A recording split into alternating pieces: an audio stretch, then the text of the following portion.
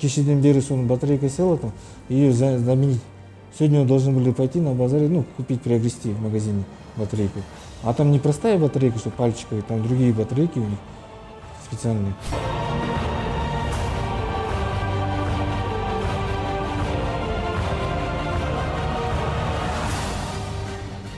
Хорошо, түсінікті. Если мен сервисный акиматқа келген кезде сырт жақта қоңырау болу керек, кнопка. Мен сол қоңырауды басқан кезде сіздерден сервисный акиматтан кім мені қарсы алу керек?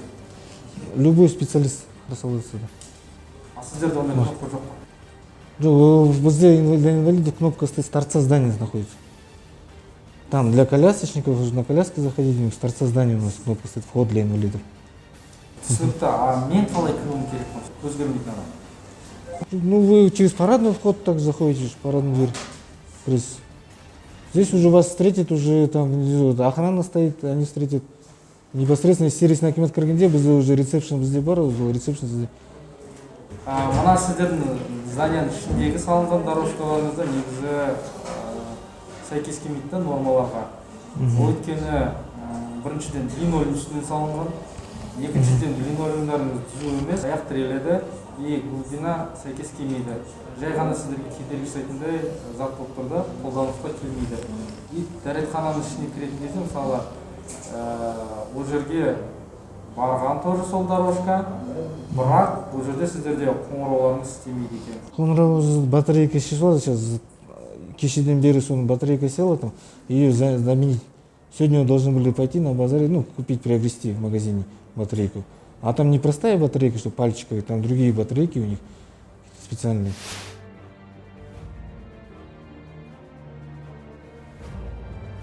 Мен есімім Өмірәлі Бауыржан Бақытжанұлы. Біз сол мониторинг группаның мүшесі боламын. Талдықорған қаласынан келіп тұрмыз сіздің мекемеге. Сіздің мекемеге кірердің алдында мысалы маған қиындық туындады. Территорияңыздан бастап кіретін тактильный дорожка жоқ екен. Екіншіден лифт сатымен көтерілген кезде кішкентай ғана жерден басталады екен. Жабыстырылған жаңағындай дорожка көз көрмейтіндерге арналған, бірақ өте сапасы өте төмен и нашар. Неге стандартқа сәйкес келмейді. Ол есіктің керегесіне алып келіп тоқтатады екен негізі. Ары қарай ішіне кірген кезде, зданияға кірген кезде, мысалы, мына менің ойым бойынша, мынаны кім жасаған адам или кімнің ойына мынандай келген зат, ол нағыз мені күлкі мазақ қып, көз көрмейтін адамды сол күлкі көтеріп тұрған сияқты. Бауыржан Бақытжанұлы, енді кіреберісте бізде жаңа көрдіңіздер, звонокта бәрі тұр. Ана осы незрячих дейді ғой, желтый нелер бәрі нетіп тұр. Енді ішінде рас енді мына енді бәрі жазылып тұр да, бірақ дегенмен анандай енді бері қарай енді кіргізу дұрыс айтасыз, соны кемшіліктерді оны соның кейін.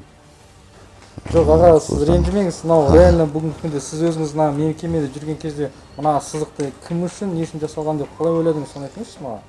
Бұл маған жаныма өте қатты батып тиіп тұр да, бұл күлкі мазаққа айландырып тұрған сияқтысыздар да. Енді мына кіреберіске дейін енді сіз өзіңіз келе аласыз, бері қарай мына жерде бізде күзеттер отыр, содан кейін мына салық кірістер басқармасының мамандары отыр. Арнайы бәрі осы кіреберістен сізді қарсы алып, ары қарай салық төлеушілерге сондай мына салық мамандар сізге көмек көрсете алады ары қарай. Аға, мен сізмен сұрағымнан қашып кеткеніңізді жауап берген жоқпын. Мынаны қалай қабылдап алдыңыз, соны жауап беріңізші. Енді кемшілік бар, рас. Осы кемшіліктерді енді жақын жерде, осы жақын уақытта сделаем. Енді мына қараңыздар, дәретханаларыңызда тура осындай жағдай екен. И кнопка жоқ екен еще.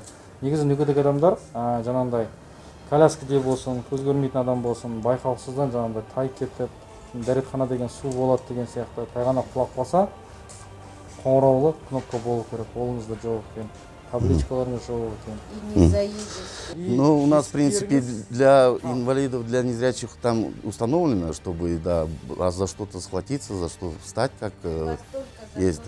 Да. Но чтобы за что-то схватиться, зайти, туда у вас вообще колясочник не заедет.